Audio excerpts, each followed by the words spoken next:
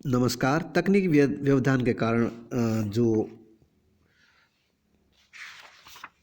अल्पकालीन उत्पादन फलन के अंतर्गत सीमांत उत्पादन, औसत उत्पादन और कुल उत्पादन के बारे में हम अध्ययन कर रहे थे, वह बीच में अधूरा रह गया था। उसका टेबल के बारे में मैं बताना चाह रहा था।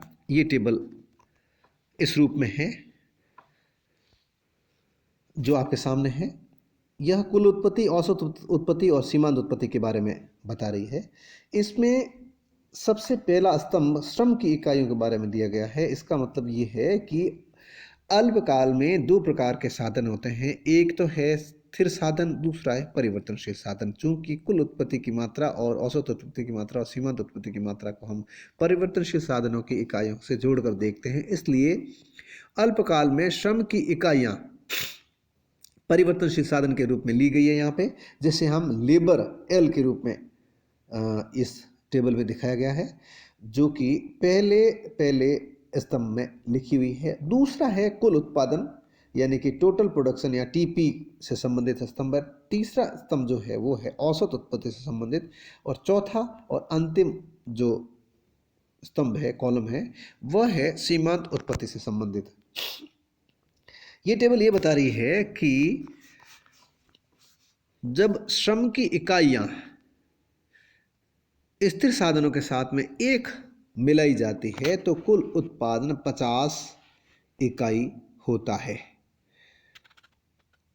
तो ऐसी स्थिति में यदि हम औसत उत्पादन निकालना चाहें तो 50 में, जैसा कि सूत्र है AP is equal to TP upon L, यानी कि परिवर्तनशील साधनों की प्रत्येक इकाई से प्राप्त होने वाला उत्पादन ही औसत उत्पादन होता है। इसलिए कुल उत्पादन में परिवर्तनशील साधन की इकाइयों का भाग देने से औसत उत्पत्ति प्राप्त की जा सकती है। इसलिए यहाँ पे कुल उत्पादन 50 है और परिवर्तनशील साधन की इकाई 1 है, तो 50/1 बराबर 50 आया, यानी कि औसत उत्पादन भी यहाँ पर 1 ही होगा।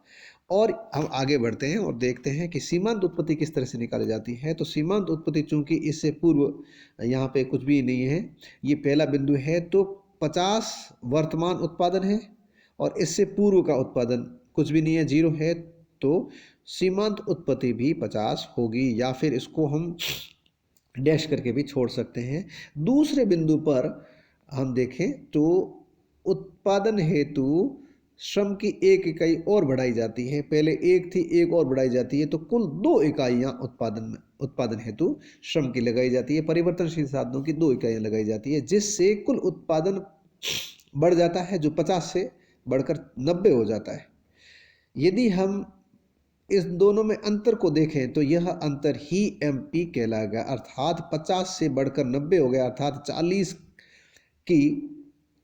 40 इकाइयों की कुल उत्पादन में वृद्धि हुई है एक परिवर्तनशील साधन की इकाई लगाने पर। इसका मतलब है 90 - 50 यानी कि 40, यानी कि सीमांत उत्पत्ति इन दोनों के बीच का अंतर ही कहलाता है। या यूं कहें कि कुल श्रम की इकाइयां या परिवर्तनशील साधन की इकाई, प्रत्येक इकाई बढ़ाने पर कुल उत्पादन में हुई वृद्धि ही सीमांत उत्पत्ति है। ऐसा हमने पहले पढ़ा था, इसके जो अधूरा भाग था उसमें।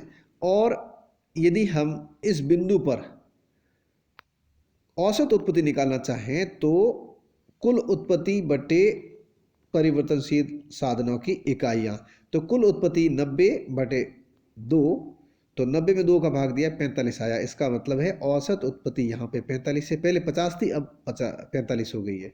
अब आगे बढ़ते हैं और तीसरे बिंदु की तरफ आते हैं। और तीसरे बिंदु में क्या है? तीसरे बिंदु में है कि परिवर्तनशील साधनों की 1 और इकाई बढ़ाई जाती है और वह 2 से 3 हो जाती है। तो जब 3 इकाइयां श्रम की स्थिर साधनों के साथ मिलती है तो 120 इकाइयों का उत्पादन करती है।